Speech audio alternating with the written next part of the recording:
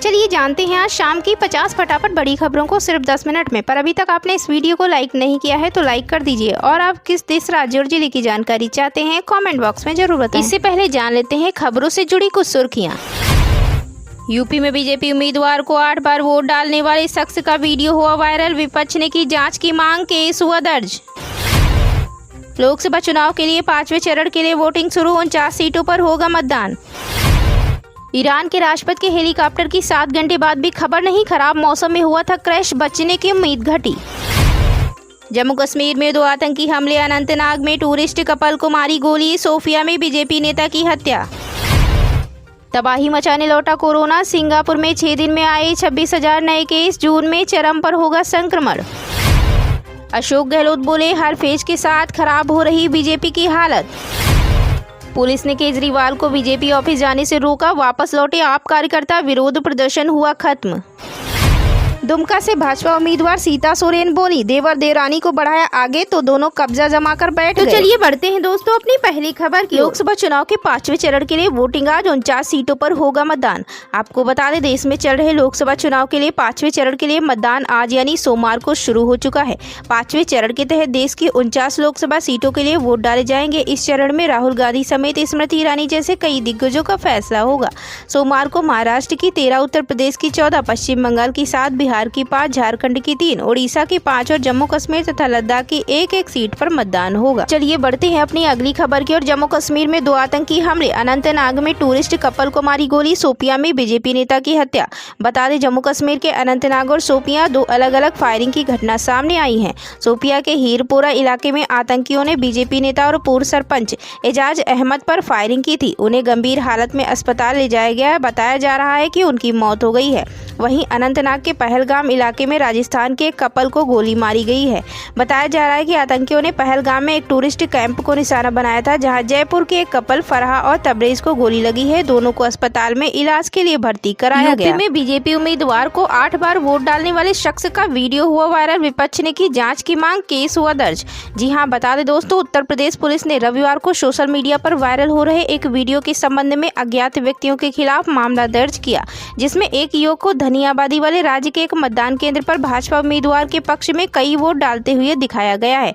2 minute की video में मतदाता को इलेक्ट्रॉनिक वोटिंग मशीन पर भाजपा उम्मीदवार मुकेश राजपूत को कम से कम 8 बार वोट करते देखा जा सकता है। हालांकि लोकमत हिंदी स्वतंत्र रूप से वीडियो की प्रामाणिकता की पुष्टि नहीं कर सका। ईरान के राष्ट्रपति के हेलीकॉप्टर की 7 घंटे बाद भी खबर नहीं, खराब मौसम से हुआ था क्रैश। आपको बता दें, मध्य पूर्व एशिया में ईरान और इजराइल में चल रहे तनाव के बीच एक बड़ा हादसा हुआ है। ईरान के राष्ट्रपति इब्राहिम रईसी का हेलीकॉप्टर रविवार को कोहरे के कारण हुए हादसे के बाद से लापता हो गया है। शुरुआत में हेलीकॉप्टर के जोल्फा की पहाड़ियों में रफ लैंडिंग करने की खबर आई थी, लेकिन बाद में उसके क्रैश होने की संभावना जताई गई है। जोल्फा की पहाड़ियों में लगातार बारिश हो रही है और दृश्यता भी बेहद कम है। इसके चलते रेस्क्यू टीमें लगातार 7 घंटे बाद भी उसकी तलाश नहीं कर सकी हैं। ईरान की सरकारी न्यूज एजेंसी इरना ने हादसे की पुष्टि की है। राष्ट्रपति इब्राहिम रईसी के साथ हेलीकॉप्टर में फ्राइडे प्रेयर इमाम सैयद मोहम्मद अली अल हासिम और विदेश मंत्री हुसैन अमीर अब्दुल्लाहियान और पूर्वी अजरबैजान के गवर्नर मालिक रहमत भी सवार बताए गए हैं। स्वाति मालीवाल की मेडिकल रिपोर्ट आई सामने, 4 जगह जख्म की पुष्टि। आपको बता दें दोस्तों, स्वाति मालीवाल की मेडिकल रिपोर्ट आ गई है। दिल्ली एम्स के ट्रामा सेंटर में उनका मेडिकल हुआ था। एमएलसी में उनकी आंख, चेहरों और पैर में चोट की पुष्टि हुई है। स्वाति मालीवाल की मेडिकल रिपोर्ट में साफ है कि उनके बाएं पैर में चोट आई है। दाहिनी आंख के नीचे भी चोट के निशान मिले हैं। मेडिकल रिपोर्ट के मुताबिक मालीवाल के शरीर में कुल 4 जगह चोट के निशान मिले हैं। बता दें कि स्वाति मालीवाल ने दिल्ली के मुख्यमंत्री अरविंद केजरीवाल के निजी सहायक विभव कुमार पर अपने साथ मारपीट करने का आरोप लगाया। उनके मुताबिक दिल्ली सीएम के आधिकारिक आवास पर उनके साथ मारपीट की। चलिए बढ़ते हैं अपनी अगली खबर की ओर। अशोक गहलोत बोले, हर फेज के साथ खराब हो रही है बीजेपी की हालत। आपको बता दें, राजस्थान के पूर्व सीएम अशोक गहलोत ने शनिवार को कांग्रेस प्रत्याशी के लिए अमेठी में जनसभा कर रहे थे। इस दौरान उन्होंने कहा कि जनता खुद एनडीए के खिलाफ चुनाव लड़ रही है। इसकी शुरुआत राजस्थान से हुई है, जहां पहले ही चरण में जनता ने सबक सिखाने की शुरुआत कर दी है। उन्होंने दावा किया कि बीजेपी को 200 से भी कम सीटें आएंगी। वहीं अशोक गहलोत ने एक्स प्लेटफॉर्म पर पोस्ट कर लिखा कि लोकसभा चुनाव में बने माहौल को देखकर लग रहा है कि अब खुद जनता एनडीए के खिलाफ चुनाव लड़ रही है। भले ही दुनिया के सबसे बड़े साम्राज्य ब्रिटेन का शासन चल रहा हो, लेकिन भारत की जनता ने कभी भी तानाशाही को पसंद नहीं किया और उसके खिलाफ हमेशा आवाज उठाई है। चुनाव के दौरान कर्नाटक, तमिलनाडु, तेलंगाना, महाराष्ट्र, उत्तर प्रदेश, राजस्थान, गुजरात और मध्य प्रदेश में मैंने यह माहौल महसूस किया। वैसे आप लोगों की इस बारे में क्या राय है, हमें कमेंट बॉक्स में जरूर बताएं। तबाही मचाने लौटा कोरोना, सिंगापुर में 6 दिन में सामने आए 26,000 नए केस। आपको बता दें, सिंगापुर में कोविड-19 की एक नई लहर देखने को मिल रही है। पिछले हफ्ते यानी 5 से 11 मई तक 25,900 से ज्यादा मामले सामने आए हैं। वहीं स्वास्थ्य मंत्री ओंगे कुंग ने शनिवार को लोगों को फिर से मास्क पहनने की भी सलाह दे दी है। ओंग ने कहा, हम इस लहर के शुरुआती चरण में है जहां मामले तेजी से बढ़ रहे हैं। उनका मानना है कि यह लहर अगले 2-4 हफ्तों में चरम पर पहुंच जाएगी, यानी जून के मध्यांत तक इसके चरम पर पहुंचने की संभावना जताई जा रही है। चलिए बढ़ते हैं अपनी अगली महत्वपूर्ण खबर की ओर। पुलिस ने केजरीवाल को बीजेपी ऑफिस जाने से रोका, वापस लौटे आप कार्यकर्ता, विरोध प्रदर्शन खत्म। आपको बता दें, आम आदमी पार्टी राज्यसभा सांसद स्वाति मालीवाल से मारपीट के मामले में जैसे जैसे जांच आगे बढ़ रही है, वैसे वैसे ही दिल्ली में सियासी तापमान भी बढ़ता जा रहा है। मुख्यमंत्री केजरीवाल के आवास से मारपीट के आरोपी विभव कुमार को गिरफ्तारी के बाद उससे 4 घंटे तक पूछताछ हुई। देर रात पुलिस ने विभव कुमार को 30 हजारी कोर्ट में पेश किया। अदालत ने विभव को 5 दिनों की पुलिस रिमांड पर भेज दिया है। इधर सीएम केजरीवाल आप विधायक आज बीजेपी मुख्यालय कूच कर रहे थे, इसी बीच पुलिस ने उन्हें रोक दिया। दिल्ली पुलिस ने सुरक्षा व्यवस्था कड़ी कर दी है। दिल्ली मेट्रो रेल कारपोरेशन ने कहा कि अगली सूचना तक ITO मेट्रो स्टेशन पर प्रवेश और निकास बंद रहेगा। दिल्ली पुलिस ने आप कार्यालय के बाहर कहा कि इलाके में धारा 144 लागू कर दी गई है और विरोध प्रदर्शन की कोई अनुमति नहीं है। वहीं केजरीवाल आप कार्यकर्ता को पुलिस ने बीजेपी मुख्यालय भी जाने से रोक दिया है। चलिए बढ़ते हैं अपनी अगली खबर की ओर। दुमका से भाजपा उम्मीदवार सीता सोरेन बोली, देवर देवरानी को आगे बढ़ाया, दोनों कब्जा जमा कर बैठ गए। आपको बता दें, दुमका लोकसभा क्षेत्र से भाजपा उम्मीदवार सीता सोरेन इन दिनों झारखंड ही नहीं, बिहार और दिल्ली के सियासी गलियारों में खूब चर्चा में है। वजह है कि उनके सहारे भाजपा की झामुमो को हिलाने की कोशिश।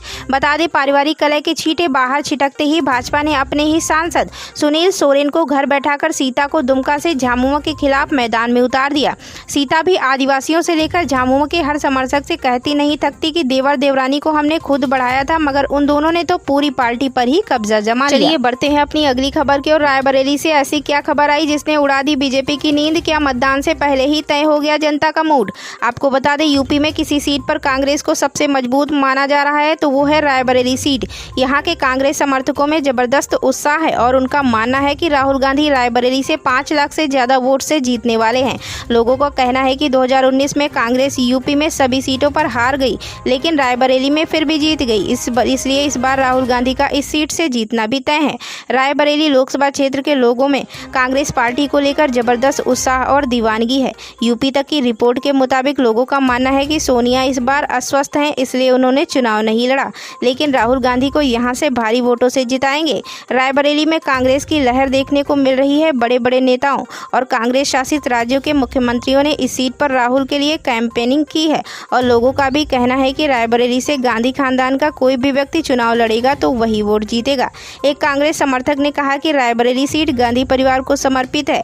यहाँ इंदिरा गांधी के जमाने से काम होता आया है। संजय गांधी और राजीव गांधी भी यहाँ आते हैं और गांव-गांव घूमकर हमारे साथ खाना खाते थे। हमारा परिवार जैसा रिश्ता था। कांग्रेस सांसदों के काम की तारीफ करते हुए लोगों ने कहा, अस्पताल से लेकर सड़क तक हमें दिया गया हर काम जल्द से जल्द करवाने की कोशिश रहती है। हालांकि लोगों ने माना कि बेरोजगारी की समस्या है, लेकिन कांग्रेस समर्थकों का मानना है कि कांग्रेस इस समस्या का समाधान भी कर सकती है। चलिए बढ़ते हैं अपनी अगली खबर की ओर। चंडीगढ़ के लिए घोषणा पत्र में मनीष तिवारी ने चंडीगढ़ के लिए मुफ्त पानी बिजली का वादा किया। आपको बता दें, चंडीगढ़ से कांग्रेस उम्मीदवार मनीष तिवारी ने रविवार को चंडीगढ़ के लिए विशिष्ट घोषणा पत्र पेश किया, जिसमें उन्होंने लोगों को हर महीने 20,000 लीटर मुफ्त पानी और 20,000 रुपए तक की मासिक आय वाले परिवारों को 300 यूनिट मुफ्त बिजली देने का वादा किया है। घोषणा पत्र जारी करने के बाद उन्होंने चंडीगढ़ को नगर राज्य बनाने पर भी जोर दिया। तिवारी ने कहा, प्राधिकारों की बहुलता और कानूनों के जटिल जाल से त्रस्त शहर के लिए शासन के 3 मौजूदा पुराने मॉडलों का सरलीकरण किया जाएगा और लोगों के अनुकूल कानूनों में समेकित किया जाएगा। घोषणा पत्र में किराएदारी स्थलों सहित पुनर्वास कॉलोनियों में आवासीय इकाइयों के सभी वास्तविक निवासियों को स्वामित्व अधिकार देने का भी वादा किया गया है। इसमें कहा गया कि हाउसिंग बोर्ड के फ्लैटों में आवश्यकता आधारित परिवर्तनों और फेरबदल को दिल्ली के पैटर्न पर नियमित किया जाएगा और शहर में लीज होल्ड संपत्तियों की सभी श्रेणियों को फ्री होल्ड में बदलने का वादा भी किया गया है।